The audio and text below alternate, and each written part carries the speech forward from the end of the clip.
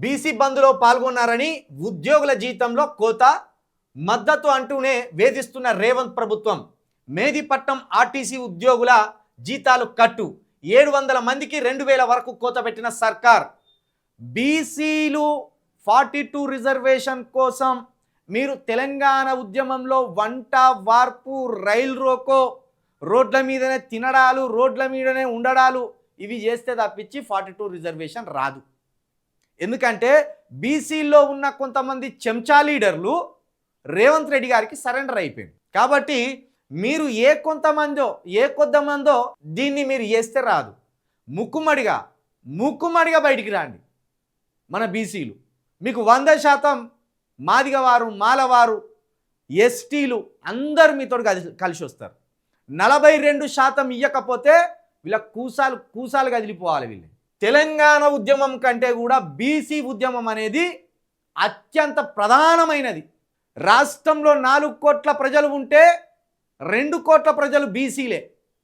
ఒకవేళ రాష్ట్రంలో పేదరికం ఉంటే అలా సగం పేదరికం బీసీలదే. కాబట్టి ఈ పేదరికాన్ని రూపుమాపదలుచుకోవాలనుకున్నా, రాజ్యంలో సగం వాటా మీకే రావాలనుకున్నా 100% మీరు రోడ్ల మీదకి రావాల్సిందే. ఈ ప్రభుత్వానికి సుస్సుబోయించవలసిందే. ఆ రోజు తెలంగాణ ఉద్యమాన్ని చేస్తే ఇదే రేవంత్ రెడ్డి గారు అణిచివేయాలని చూసిండు.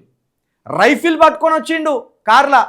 రాయలసీమలో తుపాకులు పట్టుకొని రోడ్ల మీదకి ఫ్యాక్షనిస్టులు వచ్చినట్టు ఆ రోజు ఎవరన్నా ఆపేదాన్ని రైఫిల్ వేసుకొని వచ్చిండు. ఇప్పుడు మన ముఖ్యమంత్రి గారు, అప్పుడు రేవంత్ రెడ్డి గారు. అప్పుడు తెలంగాణ ఉద్యమానికి సహకరించలేదు, తెలంగాణ ఉద్యమంలో రేవంత్ రెడ్డి గారు లేరు. ఇప్పుడు బీసీ ఉద్యమాన్ని అంచడానికి బీసీ ఉద్యోగులు బీసీ బంద్లో పాల్గొంటే వాళ్ళ శాలరీలు కోత పెడతాడట, వాళ్ళకు ఇంకా వేధింపులాట.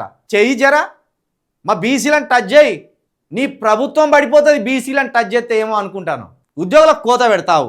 తెలంగాణ ఉద్యమం కంటే 100 రెట్లు బీసీ ఉద్యమం అనేది అత్యంత ప్రధానమైనది. ఇది గుర్తుపెట్టుకోర్రి.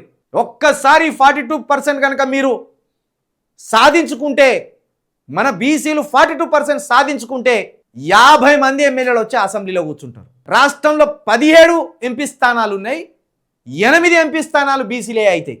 రాష్ట్రంలో 12,000 గ్రామాలు ఉన్నాయి, 6,000 గ్రామాల్లో బీసీ సర్పంచ్లు అవుతారు.